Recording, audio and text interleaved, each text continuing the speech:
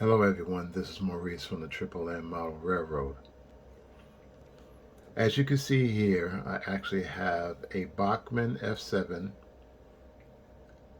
HO scale, and um, this model is actually from Willis Hobbies. And this is another repair that we are going to conduct in this video. Now, what is wrong with this model? I believe there's an issue with the drivetrain with this particular model, and the reason why I say that is because when I apply pretty ample enough of power to the locomotive, you hear a lot of grinding noise, but the locomotive really doesn't move all that well. And we're going to demonstrate that right now. So we're going to apply power. Okay. I'm going to change direction. I have it at speed step 35. This is a DC model, by the way. And look how slow it's going.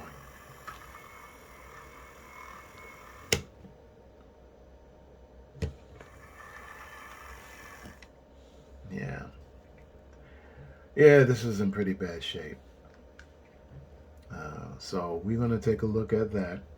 I'm going to disassemble the model, and we are going to see, do some inspecting and see what is wrong with it. So let's begin. All right, we have disassembled the model and took the shell off, and we found the culprit. The drive shaft fell out, and it fell out on the front trucks. Let me show you. And it goes right into the flywheel, and there's a mechanism in there that it connects to. Must be part of the worm gear. And so now we got to figure out the reason why this has happened. Now, my thoughts on this is that this is very loose. I don't know if I can try to do this as best I can, but this truck is very loose. Very loose. It has a lot of play in it. So it may have dislodged itself due to the extra play, because the rear doesn't do it. The rear one is pretty fairly tight. I may just not tight, but it's not as loose as the front. So what I'm going to do is just take the fronts off. It's a very tiny screw. Let me see if you can see it. You see where the red wire is? That is where the screw is that holds the trucks in place. It's not much of anything. It's really not a great design, but, and also another thing I have to complain about, or have, is these draft boxes for the couplers. The way this is connected, I don't know why they just didn't have it screwed in. This is tabbed in, as you can see. This bracket here holds the coupler in place, but you have to really be careful, especially with these F units, to pry it from the front and pry these off very carefully. Yeah, it was a bit of a challenge trying to get this off, but we managed, so we are good. So what I'm going to do is disassemble the front truck from the chassis, and we're going to try to put this drive shaft back in and see what happens. All right, we have the truck disassembled from the chassis, and not quite liking what I'm seeing here. the part where the drive shaft connects to is actually disconnected from the worm gear. I don't know if you can see. I'm trying to get the light on there. Yeah, it's kind of difficult to do. But let me see. I can't really get the light there. But here's, okay, I get a little light. Here, there's whoops. You can see it better like this. You see the work, you see that dowel sticking out, that silver metal piece? If that's loose, if that part where the drive, the axle connects to this is loose, then this thing is just freewheeling. And that's not good. It defeats the purpose. So the worm gear won't turn, and the wheels won't turn. So that, I gotta take a careful look at that. Oops. Yeah, so that's the part right there. If it fits in snugly, then we're good. If it doesn't, that's a big problem. That's a big problem. It is supposed to fit snugly onto that part. There's no teeth in it. There's no. Yeah, I'm not liking this. But we're gonna try our best and see what happens. All right, I managed to get that piece in, and it actually fits fairly snugly. I pushed it all the way in. It wasn't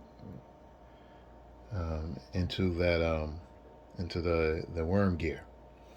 So that just may hold. I had to take another part off to get to it, to actually, properly put this part in. So I'm gonna reassemble it. I'm gonna try to finagle the drive shaft back into its place, into the flywheel, as you can see in there. I'll get the camera to focus. Just the lighting is an issue, but what can I do? But this is, to give an idea of what I'm doing here. And I'm going to lube this up a little bit since I've been handling it. So I'll put some medium weight oil. Not a lot. The gears look kind of dry. So I'm going to put some medium oil in it and assemble it and take it from there. I may have to disassemble this one just to double check to make sure that this one's okay. So when I come back, this will be all assembled and we're going to test it. All right, we have the model fully assembled, and I have tested it and it works fine. It works better than fine, and I'll show you right now. Very quiet.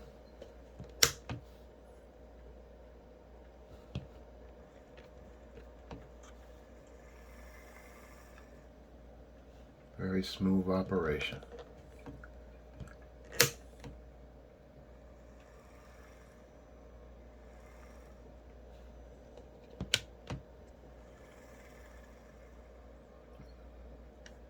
All right, that's it. Now I'm going to show you a little something. See, the trucks are not flapjacking all over the place.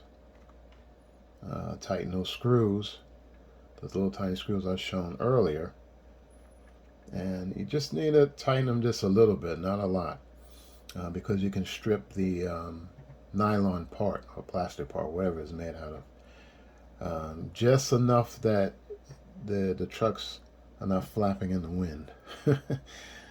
And it actually prevents the drivetrain of the axle from coming loose. So that was basically the problem.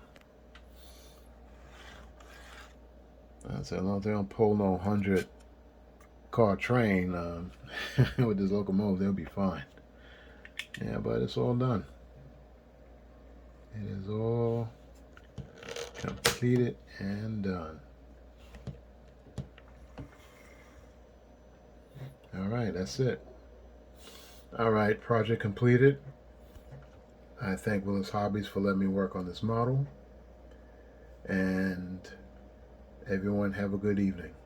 Please like and subscribe.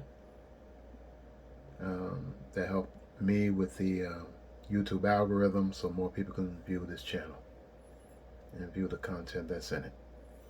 All right, thank you very much again. Have a good evening. Peace.